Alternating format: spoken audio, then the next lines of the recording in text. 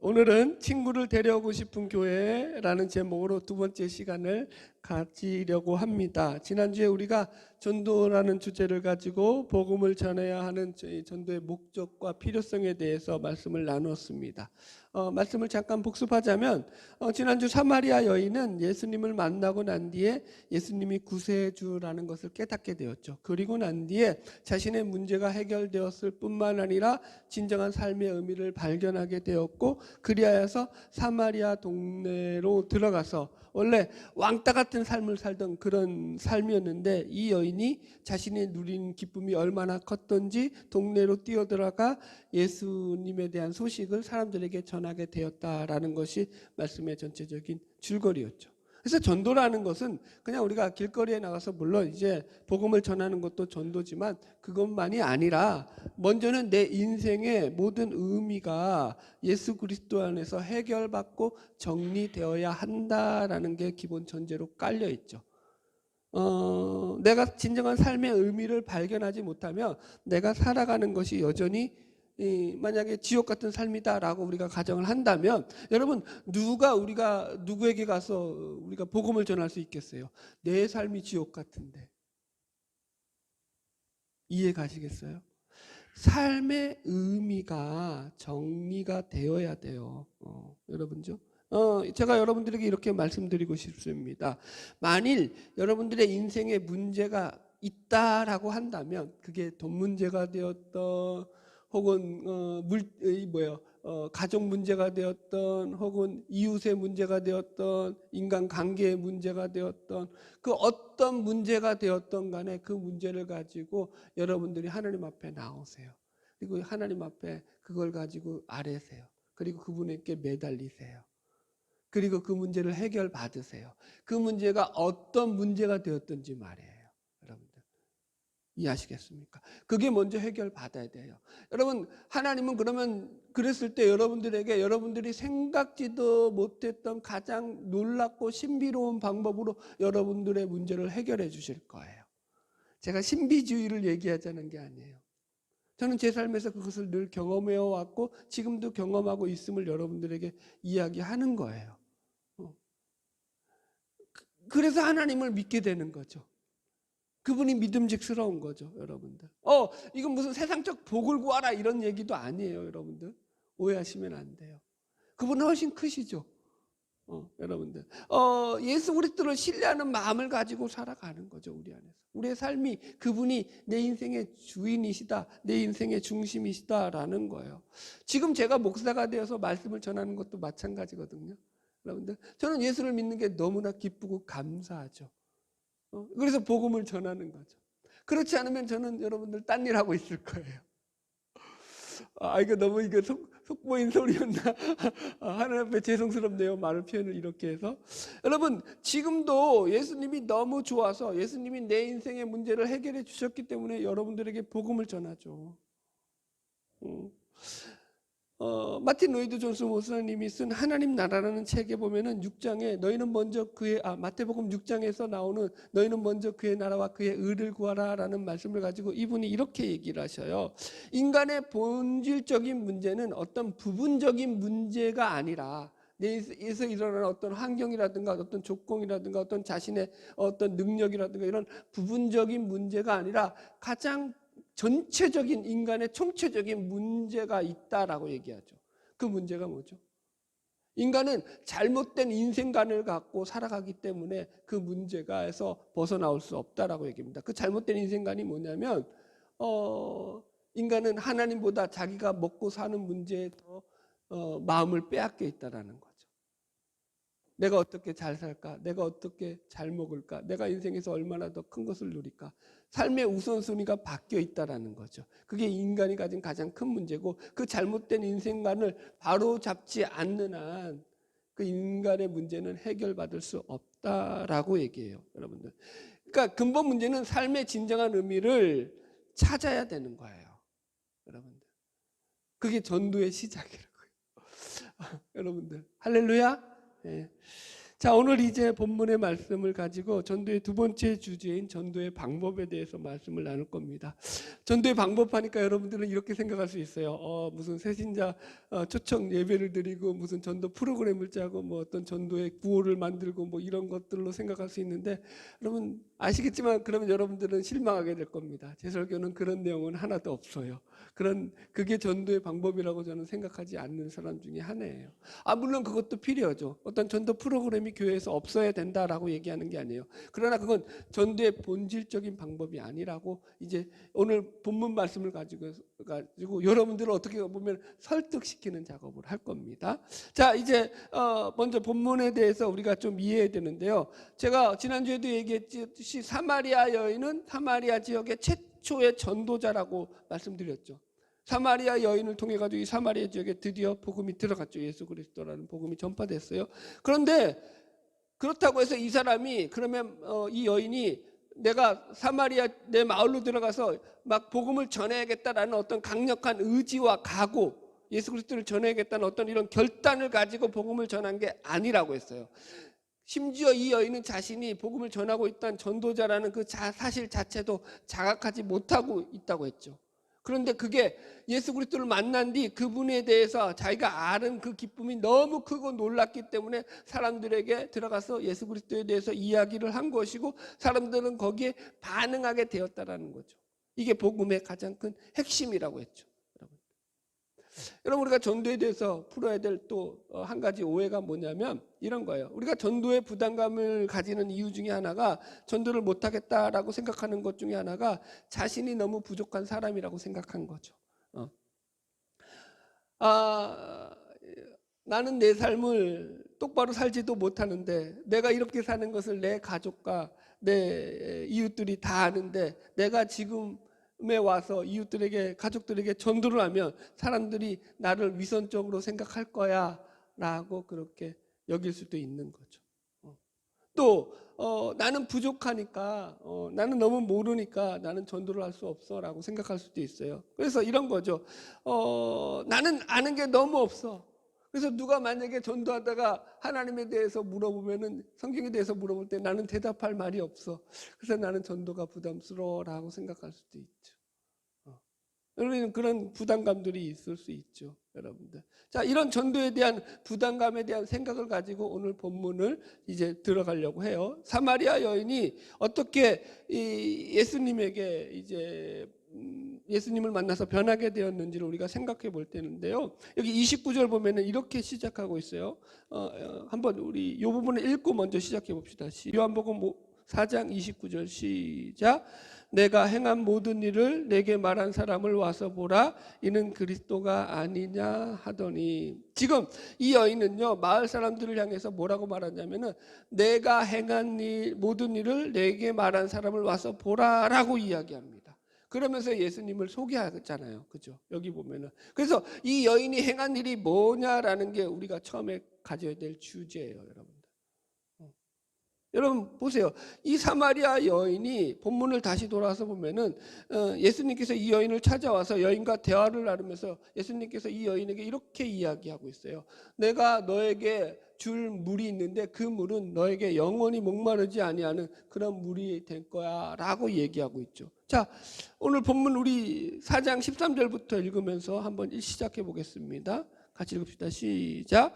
예수께서 대답하여 이르시되 이 물을 마시는 자마다 다시 목마르려니와 14절 내가 주는 물을 마시는 자는 영원히 목마르지 아니하느니 내가 주는 물은 그 속에서 영생하도록 솟아나는 샘물이 되리라. 이렇게 말하고 있죠.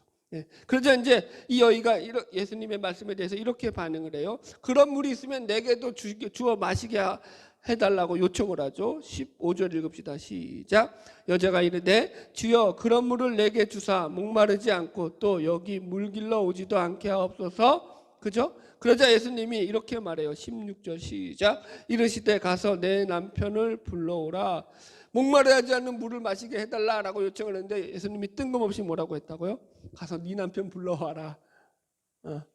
여러분들, 이게 예수님의 복음이 전파되는 방법이죠. 예수님은 각자의 필요한 것들을 얘기하죠. 각자가 내려놓아야 될 것을 얘기하죠. 그렇죠? 무슨 말인지 이해하시죠? 똑같이 다 똑같은 걸 내려놓으라고 안 한다고요. 그죠? 부자 청년에게는 뭘 내려놓으라고 했죠? 네 재물 다 내려놓고 나 따라와라 그랬죠. 그죠? 이 사마리아 여인에게는 네 남편을 불러와라. 여기서는 그러니까 이거 왜요? 네가 붙잡고 있는 것을 내려놔야 한다라는 거죠. 이게 여기 속에서 이제 시작인 거예요. 자 보세요. 왜 예수님이 갑자기 뜬금없이 남편 이야기를 하고 있죠? 17절 18절 읽으면 이제 우리 그 이야기를 풀어갈 수 있는데요. 같이 보겠습니다. 시작. 여자가 대답하여 이르되 나는 남편이 없나이다. 예수께서 이르시되 내가 남편이 없다 하는 말이 옳도다. 너에게 남편 5이 있었고 지금 있는 자도 내 남편이 아니니 내 말이 참되도다. 여자가 말합니다. 저는 남편이 없습니다.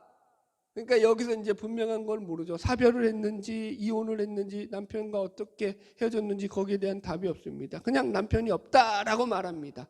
그러니까 이 말인즉슨 이 여인은 자기를 숨기고 싶었던 거예요. 자기네 허물에 대해서 자기 이 낯선 유대인에 대해서 자신의 어떤 개인의 가족사, 가정사에 대해서 말하고 싶지 않은 거죠. 여러분들도 그럴 거 아니에요. 낯선 사람이 우리 가정에 대해서 뭐 캐내려고 하면은 저 사람이 형사인가? 그죠? 그걸 누가 쉽게 말하겠어요? 말하고 싶지 않았을 거예요. 그런데 예수님이 갑자기 이렇게 말씀하셔요. 여기 다시 보세요. 18절, 17절 하반절부터 내게 남편이 없다 하는 말이 옳도다. 너에게 남편 5이 있었고 지금 있는 자도 내 남편이 아니니 내 말이 참되도다. 여러분 이 시대는 고대 사회고 남성 중심의 사회입니다. 그런 사회 속에서 남편이 예수님이 5명이 있었다라고 이야기하시죠. 물론 예수님은 하나님이시니까 다 아시죠. 그렇게 얘기하실 수 있는 거예요. 그러니까 이렇다라는 것은 예수님의 말씀 속에는 이 여인이 정상적인 삶을 살지 못했다라는 거죠. 사별을 했든 이혼을 했든 간에 남성 중심의 사회에서 남자들 여럿과 살았다라는 문제는 이 여인의 인생에서 가장 큰 어떤 컴플렉스도 될 수 있고 어떤 그 트라우마도 될 수 있고 하여튼간 인생의 큰 걸림돌이 될 수 있는 거죠. 그리고 지금 함께 있는 남자가 있어요. 그런데 그 함께 있는 남자도 네 남편이 아니다라고 얘기해요. 사실은 이 말이 이 전체 이 본문 사건의 핵심 말씀이에요. 지금 있는 남자도 네 남편이 아니다라는 말을 성경학자들, 이제 문법학자들이죠. 중심적으로 보면은 대부분의 문법학자들이 이 말을 어떻게 해석하고 있냐면 지금 너와 함께 살고 있는 그 남자는 네 남편이 아니고 다른 누군가의 남편이다라고 그걸 이게 문법적으로 그런 의미를 담고 있다고 얘기를 해요. 저도 동의를 해요. 무슨 말인지 알겠어요? 지금 너가 함께 있는 남자가 있는데 네 남편이 아니야. 그 남자는 다른 여자의 남편이야 라고 지금 이게 지금 예수님이 말씀하신 거예요. 여러분들. 그러니까 지금 이 여인은 그냥 아무 남자랑 사는 게 아니라고요. 지금도 다른 아내가 있는 그 남편, 이제 남자를 꼬셔가지고 표현이 또 저급하게 나왔네요. 살고 있는 거예요, 여러분들. 그러니까 쉽게 말하면 명백하게 간음죄를 저지르고 있는 거죠. 예수님은 지금 현재와 과거에 이 여인이 가지고 있는 성적이고 윤리적인 그 죄와 타락에 대해서 지적하고 계신 거죠. 여기서 우리는 왜 이 여인이 이 한낮에 물 길러 왔는지에 대한 이해를 정확하게 할 수 있습니다. 이 여인은 한마디로 윤리 도덕적으로 바른 행실을 가지고 살지 못했고 그러므로 말미암아서 동네에서 사람들로부터 외면받는 그런 왕따 취급을 받으며 살았던 거죠. 그래서 마을 사람들과 어울릴 수 없었던 거죠. 그럼 예수님도 이 여인의 이런 바르지 못한 행실 때문에 마을 사람들처럼 그녀를 배척하고 그렇게 그녀를 대했느냐라는 거죠. 오늘 본문은 그렇지 않다라고 얘기하죠. 오히려 예수님은 그녀가 어떤 여인인지 그 누구보다도 잘 알고 계시지만 그럼에도 불구하고 그녀에게 냉담하게 다가가지 않으시죠. 오히려 그녀와 계속 대화를 나누면서 그녀에게 더 친근하게 그녀에게 자신을 드러내 보이시죠. 25절에 그래서 보면은 이 여인이 예수님과의 대화 끝에 하는 말이 뭐예요? 같이 볼까? 25절, 26절 시작. 여자가 이르되 메시아 곧 그리스도라 하는 이가 오실 줄을 내가 아노니 그가 오시면 모든 것을 우리에게 알려주시리이다. 예수께서 이르시되 내게 말하는 내가 그라 하시니라. 예. 예수님이 결국 예수님의 자신의 정체성을 드러내시죠. 내가 바로 메시아다라고 말입니다. 이 여인은 여기서 이제 분명한 깨달음을 얻게 되는 거죠. 그리고 나자 그 여인이 물들어왔던 그 물동이를까지 버려두고 마을로 뛰어들어가서 예수를 전하게 된 거죠. 자, 이제 여러분들 본문에 대한 스토리 이야기를 정리했고요. 이제 조금 더 우리가 말씀을 들어가 보겠습니다. 여러분, 이 여인은 과거에 문제가 많았었습니다. 그리고 현재도 문제를 가지고 살고 있죠. 그죠? 여러분들. 이 문제들로 인해서 지금 이 여인은요, 지금도 자기의 삶이 완전히 고립된 그런 외톨이 같은 그런 삶을 살아갈 수밖에 없었고 늘 사람들과 떨어져 살 수밖에 없었죠. 보세요. 이 여인이 의식하고 살아가는 삶은 무엇입니까? 이 여인이 의식하고 있는 게 뭐죠? 자신을 바라보고 있는 타인들의 시선이죠. 아마 여러분들도 그런 분들이 있을 겁니다. 자신을 향한 사람들의 시선과 평가가 마음에 들지 않아서 사람들로부터 멀어지고 싶은 마음 말입니다. 물론 이런 일들은 어느 집단이나 마찬가지입니다. 사람들이 살아가는 곳에는 어떤 사람들은 좋은 사람도 있고 또 반면에 나쁜 사람도 있습니다. 그러나 더 중요한 문제는 그 문제 가운데 보통은 자기 자신이 그 속에 가장 핵심적으로 걸림돌이 있다고요. 자기 자신의 마음에 문제가 있다고요. 어떤 문제죠? 사람들이 나를 어떻게 볼까라고 하면서 타인의 시선을 의식하며 살아가죠. 여러분. 특히 우리나라는 이게 매우 강합니다. 사람들이 시선을 의식하면서 살죠. 베블린 효과라는 말이 있어요. 이 베블린 효과라는 것은 가격을 높일수록 물건이 잘 팔린다라는 신기한 이론이에요. 가격을 엄청 높여놨는데 그게 더 잘 팔리더라는 거예요, 물건이. 실제적으로 2008년도에 우리나라에서 있었던 일이에요. 빈센트 앤 코라는 시계 이름에 얽힌 이름이에요. 빈센트 앤 코라는 시계가 영국 왕실에서 쓰던 시계인데 스위스를 통해서 한국에 수입이 됐습니다. 그래서 많은 연예인들이 그때 이 시계를 차고 다니게 되면서 이 청담동에 아주 좋은 샵 하나가 있었는데요. 이 샵에서 이 빈센트 앤 코라는 이 시계가 불티나게 팔려나가겠죠. 이게 이제 100만이 넘는 아주 고가의 시계였는데요. 그런데 알고 봤더니 이게 다 사기였던 거예요. 이 빈센트 앤 코라는 짝퉁이 유명 브랜드로 등급을 해가지고 사람들에게 사기를 친 거예요. 그런데 이 사기를 계획하는 사람들의 계획이 얼마나 나쁜가 하면은 이걸 이제 중국에서 한 10만 원 주고 좀 고급스럽게 시계를 만든 거예요. 그래가지고 그 중국산 시계를 어디로 가지고 가냐면 스위스로 가져가요. 스위스에 가져가가지고 스위스에서 다시 한국으로 수입해 들어오는 거예요. 그러면 관세청에서는 어느 나라 도장이 찍혀 있는 거예요? 스위스산 도장이 찍혀 있는 거죠. 스위스에서 만든 시계죠. 최고죠.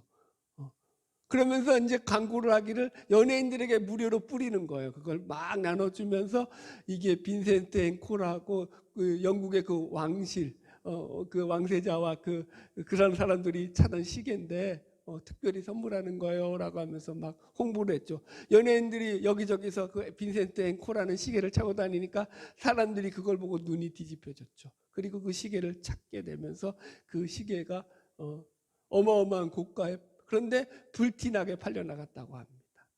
네. 여러분들 이게 바로 전형적인 베블린 효과의 전형이라고 우리가 볼 수 있죠. 서울대학교 인류학과 이현종 교수님이 쓰신 책 중에 우리는 왜 타인의 욕망을 욕망하는가라는 책이 있어요. 이 책은 사람들이 타인의 욕망을 욕망하는 존재로 살아가고 있다라는 것을 우리에게 알려줘요. 이 책에 보면은 에밀 듀류케이라는 프랑스 사회학자가 말한 자살론에 관한 이야기가 나오는데요. 자살은 개인의 선택이지만 자살률이 사회에 따라 달라진다라는 거예요. 그래서 이것은 이렇게 볼 때 이 자살이라는 것이 사회적 환경과도 밀접하게 연결되어 있다라고 풀이를 해요.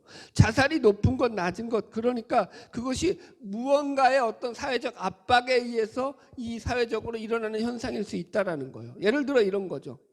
우리나라도 자살률이 높죠. 왜 높죠?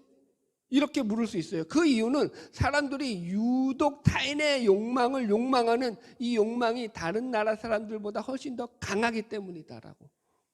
그래서 남부럽지 않게 우리가 이런 말 쓰잖아요. 흔히 남부럽지 않게 산다라는 말. 우리나라는 그런 말을 쓰잖아요. 이 남부럽지 않게 산다라는 말 속에 담겨 있는 게 바로 그런 의미라는 거죠. 남보다 잘 사는 거. 그래서 남들이 보기에도 부럽지 않은 삶. 그래서 남들이 보기에 남들이 자신을 부러워하는 그런 삶. 타인들이 나를 어떻게 보느냐에 시선이 맞춰진 그런 삶을 우리 한국 사람들은 살아가게 된다라는 거예요. 그러다 보니까 거기가 충족되지 않으니까 자살률이 높아지는 거죠. 여러분들. 여러분, 이게 그럼 우리나라만 그러나요? 아니요, 모든 인간이 다 그렇죠. 여러분들, 예전에 미국의 경제가 좋아지면서 이제 돈이 좀 믿는 사람들이 어떤 일을 벌이냐면은, 우리나라도 그런 현상이 좀 있었죠.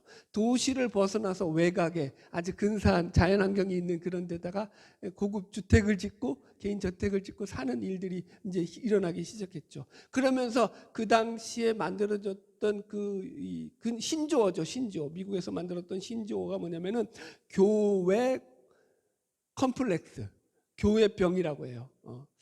이걸 이제 교회가 아니에요. 바깥, 도시 바깥, 외곽, 교회 컴플렉스, 교회병. 뭐냐면 사람들이 외곽에서 집을 얼마나 잘 짓고 얼마나 화려하고 얼마나 부자스럽게 사는지에 대해서 온갖 사람들이 거기에 신경이 쏠리다 보니까 거기 사는 사람들이 자기들이 사는 삶에 대해서 하나하나 신경을 써야 되는 거예요.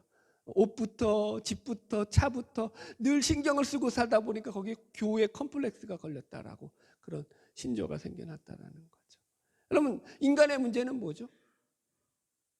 인간의 문제는 언제나 한결같죠. 자기 중심성에서 벗어나지 못하는 거죠. 자, 보세요. 이 여인이 어떻게 변화되었는지를 우리가 오늘 본문을 통해서 조금 더 확인해 볼 텐데요. 지금 이 사마리아 여인은요, 예수님께 그녀가 용납받은 순간 진짜로 자기가 필요했던 그 생수를 마시게 된 거죠. 이 여인은 어떻게 변화가 일어났죠? 그리고 나서 사람들 안에 뛰어 들어가게 되죠. 그리고 사람들에게 막 이야기를 시작하는 거예요. 심지어 자신의 그 치부와 자신의 어떤 허물까지도 사람들에게 공개를 하면서요. 뭐라고요? 내가 행한 일, 모든 일을 내게 말한 사람을 와서 보라. 그가 어떤 일을 행했는데요? 그녀가 행한 일이 뭔데요? 추악스러운 일이죠. 죄 지은 일이죠. 윤리적 도덕적으로 타락한 일이었다고요. 그런데 자신의 허물까지도 들추어내면서 지금 이 여인은 그 마을에 들어가서 예수님을 증거하고 있더라는 거죠. 여러분 보세요. 만약 이 여인이 변화받지 못한 상황 속에서 누가 자신의 허물에 대해서 이야기하려고 해요. 너는 지금도 다른 여자의 남편을 갖다가 유혹하고 살아가고 있잖아. 이 나쁜 여자야 라고 말했다고 합시다. 그러면 이 여인이 가만히 있었을까요? 아니죠. 아마 그죠? 그 자기에게 그런 말을 하는 사람과 상종도 안 했을 거예요. 그래, 너 잘났다 하고는 뭐 했던 그죠? 물론 자기가 잘못을 했지만 자신의 잘못을 지적하는 그 일에 대해서 아주 기분 나빠했겠죠. 인간은 그런 존재죠. 그런데 지금 이 여인은 남들이 한마디라도 하면 거기에 쌍심지를 키고 덤벼들 그런 자신들의 허물까지도 자신이 이제는 드러내면서 자기를 오픈하고 자기를 공개하면서 예수 그리스도를 전하더라는 거죠. 이게 진짜 복음이라는 거죠. 여러분들, 자 보세요. 전도의 가장 올바른 방식은요, 우리가 길거리에 나가서 노방 전도하는 것도 물론 필요하고 어떤 전도 프로그램을 가지고 새 생명 촉정하는 것도 필요하고 우리 교회도 할 거예요. 이런 것들이 없어야 된다는 게 아니에요. 그러나 전도의 가장 올바른 방식은 뭐냐면 세상에 자신을 드러내는 거예요. 어떻게 해요? 자신의 정체성을요. 어떤 정체성을요? 나는 예수 믿는 사람이에요 라고 자신의 정체성을 드러내는 거죠. 자, 제가 여러분 이걸 이렇게 좀 물어볼게요.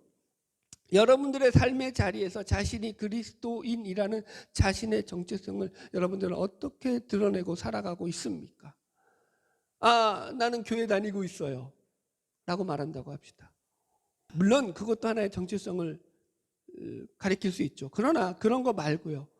제가 묻는 것은요, 여러분들이 여러분들의 친구들과 가족들, 그리고 여러분들이 주위의 사람들이 여러분들이 그리스도를 믿고 그분을 따르는 사람처럼 살고 있는 것을 그들이 알고 있느냐라고 묻는 거죠. 이해가시겠어요? 여러분들 이렇게 되면 안 돼요. 내 가족 중에 누가 내가 예수 믿는 모습을 보면서 참 저 사람은 예수를 참 자기 고집대로 믿고 자기 믿는 방식대로 믿고 저건 그렇게 생각해. 내가 봐도 저 사람은 예수를 믿는 게 뭐라 그럴까요? 좀 안 좋게 믿는 모습들이 있잖아요. 그건 예수 믿는 게 아니에요. 자기가 믿는 거죠. 자기 믿음을 믿는 거죠. 자, 또 질문 하나 드릴게요. 여러분들은 여러분들의 삶에 스트레스가 올 때 혹은 고통이 찾아올 때 그 문제를 어떻게 극복하는지 주위 사람들에게 밝힌 적이 있으신가요? 예를 들어 볼게요. 여러분들의 친한 친구분들이 있을 거예요. 그 친구들이 만약에 고통스러운 문제가 오면은 그들은 여러분들에게 찾아와서 얼마든지 힘들다고 이렇게 이야기하죠. 야, 너무 힘들다. 술 먹으러 가자. 야, 너무 힘들다. 오늘 너무 피곤해. 야, 맛있는 거나 먹으러 가자. 야, 여행이나 가자. 노래방이나 가자. 라고 얘기를 하죠. 그리고 자신들의 스트레스를 상대에게 얘기하면서 그 고민을 풀죠. 이와 비슷한 방법으로 여러분들이 여러분들의 고민을 가지고 예수 그리스도 앞에 나왔는데 그분에게 매달리고 그분에게 호소하고 그분에게 간절히 나의 문제를 가지고 기도했을 때 그분이 나의 문제를 해결해 주셔서 그분이 나를 살려주셔서 그분이 나를 회복시켰어 라고 여러분들이 친구들에게 얘기하시냐라는 거죠.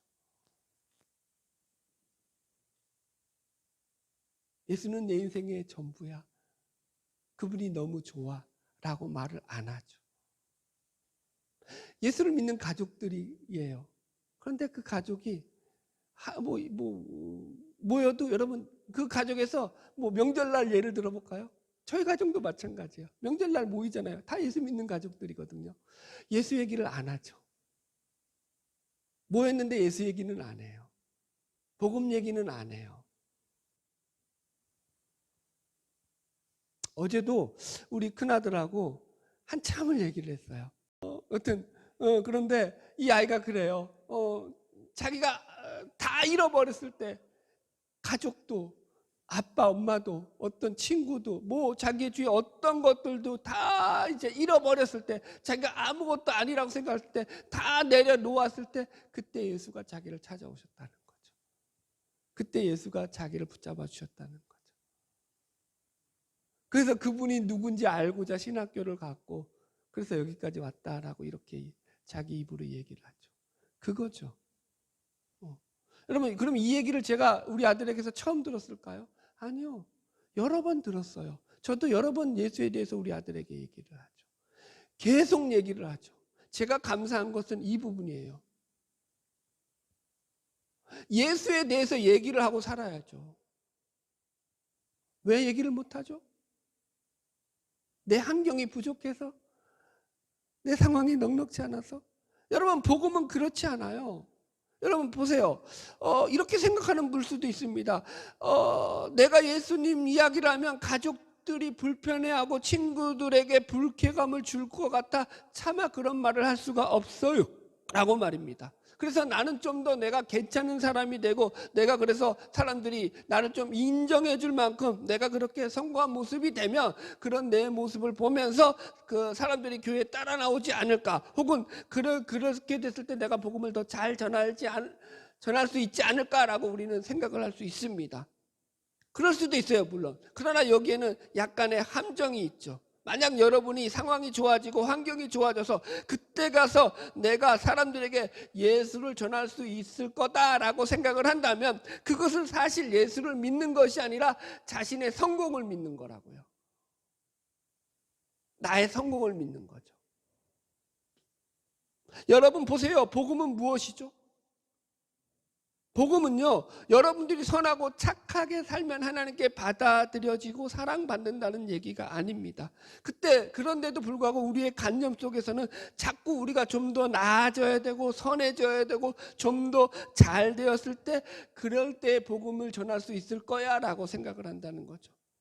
만약에 사마리아 여인 마음 가운데 이런 마음이 있었다면 그녀는 들어갈 수 없었죠. 마을에 못 들어가요. 얘기를 못 하죠. 예수님을 전하지 못하죠. 여전히 그녀의 환경은 여전히 암흑이었는데요. 절망이었는데 환경이 변한 건 없다고요. 그녀의 삶 속에서.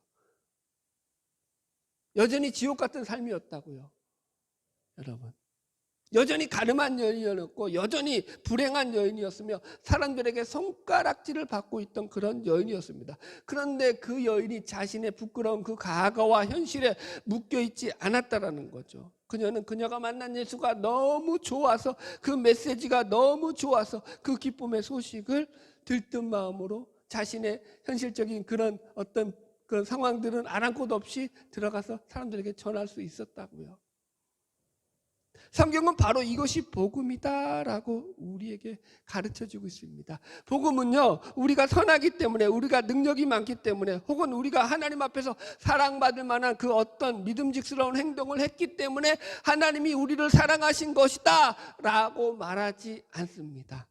여러분, 복음은 여전히 우리가 죄인이고 여전히 우리가 악하고 여전히 자신밖에 모르는 불쌍하고 어리석은 인생임 에도 불구하고 그분이 아무런 자격이나 조건이나 어떤 우리의 어떤 환경을 묻지 아니하시고, 오히려 우리가 더 연약할 때, 우리가 더 죄악 가운데 빠져 있을 때 우리를 사랑하여서 우리를 구원해 주시고 우리를 품으신다고 말씀하고 있죠.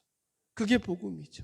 그래서 복음은 우리를 있는 그대로, 아니 오히려 우리의 연약한 모습을 더 긍휼한 마음으로 우리를 받아주시고 우리를 사랑하셔서 우리가 그분의 자녀가 되었다고 이야기하죠. 그래서 전도란 나의 잘남과 나의 출세와 나의 성공을 전하는 것이 아니라 그와 정반대로 내가 여전히 어려움 속에 있고 흔들리고 있을지라도 그 모습 그대로에서 자신에게 주어진 예수의 사랑을 전하는 거예요. 복음은요, 여전히 힘들게 살고 고통스럽게 우리가 살아간다고 할지라도 여전히 하나님이 우리를 사랑해 주신다고 말씀하시는 것을 믿는 거예요. 그래서 솔직하게 내가 믿는 그 예수를 전하는 거라고요. 제가 여러 번 얘기했죠. 나는 예수님이 50% 믿어져요. 그럼 50%만 전하세요. 그걸 포장해가지고 100% 전하려고 하지 마세요. 저는 하나님 앞에 몹쓸 소리를 참 많이 했던 인간이죠. 하나님 좀 치사하세요. 하나님 주려면 좀 넉넉히 주시든지, 막 이렇게 진짜 신성 모독에 가까운 말들을 막 퍼부어댔죠. 왜 그럴 수 있죠? 그분이 내 아버지시니까요. 우리 집에서 저에게 제일 막말하는 인간이 누군지 아세요? 우리 집에서 제일 저에게 막말, 우리 첫째, 둘째, 셋째는 감히 그렇게 못해요. 근데 우리 막둥이는요, 저에게 막말을 하죠. 왜요? 하찮은 아빠에 불과하니까. 언제나 자기 주먹 안에 자기 손아귀에서 마음대로 요구할 수 있는 존재가 자기 아빠니까. 표현이 좀 저렴했어요. 그런데 여러분들 이해는 하시겠어요? 어떤 분위기인지. 내가 그분과 하나님이 나의 아버지이고 내가 그분의 자녀라는 관계를 맺었을 때 그분으로부터 받는 은혜와 그 축복과 그 사랑이 얼마나 큰지, 저는 지금 여러분들에게 그걸 표현하는 거예요. 복음이라는 게 얼마나 큰지. 여러분들 기계적이지 않죠. 내가 뭘 해야지 그분이 나를 사랑해 주는 그런 방식이 아니죠. 네, 말씀의 결론을 맺겠습니다. 제가 여러분들에게 드리고 싶은 권면의 말은 이거예요. 마지막으로 여러분들이 예수 그리스도 안에서 좀 용기를 내시기를 바랍니다. 예수 그리스도 안에서 용기를 좀 내십시오. 사도 바울은 고린도 교회에 보내는 편지 말미에서 고린도 교인들을 향하여 이렇게 권면합니다. 고린도전서 16장 13절, 깨어 믿음에 굳게 서서 남자답게 강건하라. 남자답게 강건하라. 믿음에 굳게 서서 그러니까 이게 남자 여자를 차별하라는 그런 얘기가 아니라 남자라고 표현하는 것은 믿음에 굳게 서라는 것을 지금 다시 풀이한 거거든요. 좀 용기를 가지고 담대하게 하나님을 신뢰하며 살아가라 이 얘기죠. 현실에 놓여진 그런 문제 가운데서 낙심해 있지 말라라는 거예요. 로이드 존스 목사님의 영적 침체라는 책을 보면은 거기 속에서 우리가 영적 침체에 빠졌을 때 하지 말아야 될 일과 할 일에 대해서 얘기하죠. 하지 말아야 될 일은 자꾸 영적 침체에 빠진 자들이 범하는 실수가 뭐냐면 우리 자아가 우리에게 하는 말을 듣는다라는 거예요. 그러지 말라는 거예요. 반대로 영적 침체에 빠졌을 때 내가 좀 무기력해졌을 때는 내 자아에다가 자기 스스로가 말하라는 거예요. 당신 자신이 자기 자아에게 얘기하라고요. 보세요.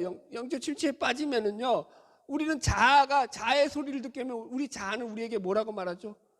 이 답답한 인생아, 그렇게 살아서 뭐하냐? 넌 왜 이렇게 못났냐? 넌 왜 그거밖에 못 되냐? 네가 할 수 있는 게 뭐냐? 우리를 절망으로 끌고 가죠. 우리를 실패로 끌고 가려고 하죠. 그런 소리 듣지 말라는 거예요. 그리고 자기 자아에게 자신이 얘기하라고요. 무슨 얘기를요? 복음을요. 오라 내 영혼아, 어찌하여 실망하며 어찌하여 낭망하여 하는 거. 너는 하나님을 바라라. 그가 나의 도움이시오 나의 구원이시며 나의 방패시며 나의 요새가 되시도다. 오라 내 영혼아, 하나님을 바라고 하나님으로 즐거워하라. 이 소리를 당신의 자아에게 외치라는 거죠. 할렐루야.